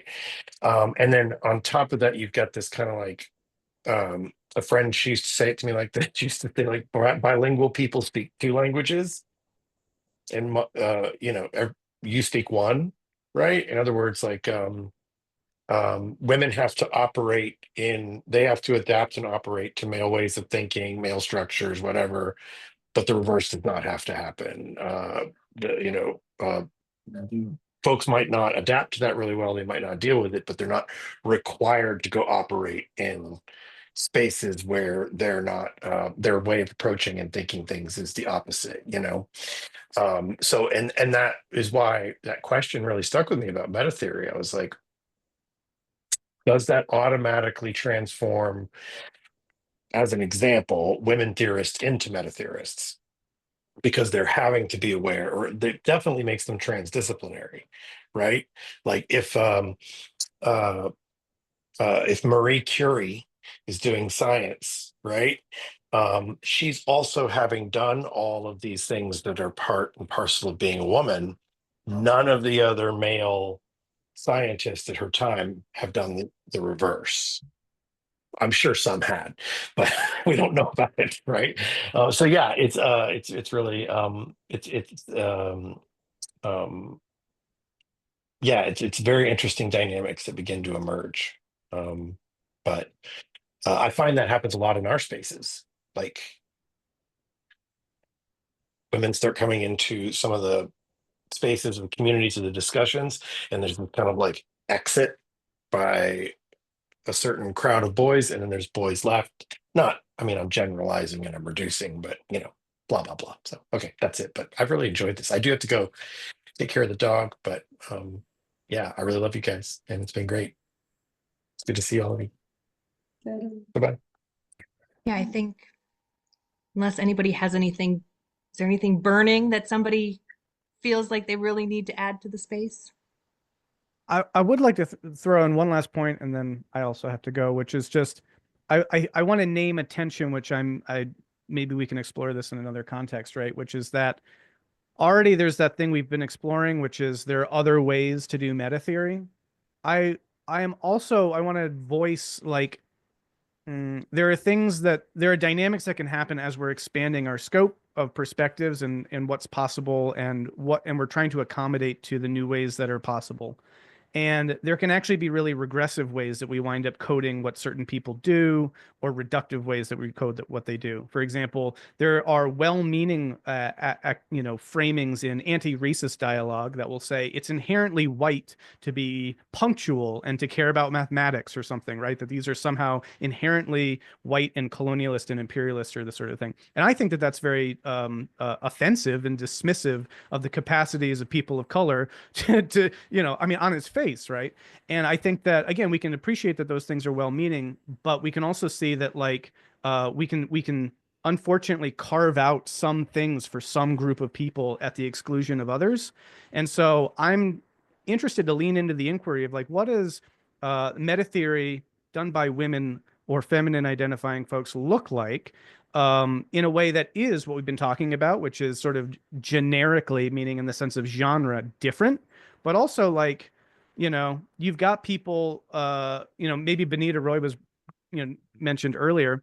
And do we code her as masculine because she's playing more in kind of the traditional meta theory game? Or do we say, maybe this isn't the best way to slice that pie, right? So I just want to, I'm curious about that. And I would invite perspectives on it because I feel like I want that plurality of modalities to be available, but I don't think it would be progressive or the best approach to sort of, delimit, oh, this is how men do meta theory and it's with writing books and articles and all this stuff, but then women do it this way, because obviously that can lead to its own like really regressive kind of reified essentialist forms of doing things. And I think we want to like, both and all the time. So I just wanted to name that as well. Yeah, absolutely. I'd love to jam more on that. I know, yeah, we've been here for 2 hours, but it's great. Maybe we can expand. Let's think about it. It'll be fun to have a jamming session on that. We can. Mm. Yeah, I Tasha? just, yeah, thank you. Yeah, I just had one thing that Brendan brought out from what he just shared. Um, yeah, right now on the books, I have a gender energy exploration workshop for Sunday, but I'm going to change that because I don't think I have the spoons for it, frankly, this week. But this is one of the biggest passions I have, and I'm planning to write a book about it even. That gender energy I find to be such a helpful lens, not, claiming this is the lens or, or everyone needs to take it on even. But I feel like in certain situations, certainly for someone like myself, who I identify gender fluid and go by different names at different times, and I'm so in touch with the gender energy of people. And I also have some more science-based perspectives on that to bolster it as well. But I just think that's a very large missing component that I feel in the conversation.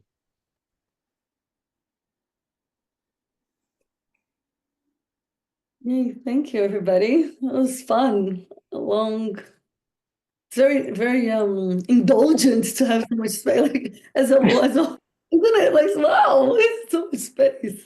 Anyway, it was really beautiful. Thank you all for coming and staying and playing in. Yeah, thank you all so much for the space, and see you later. Oh, thank you.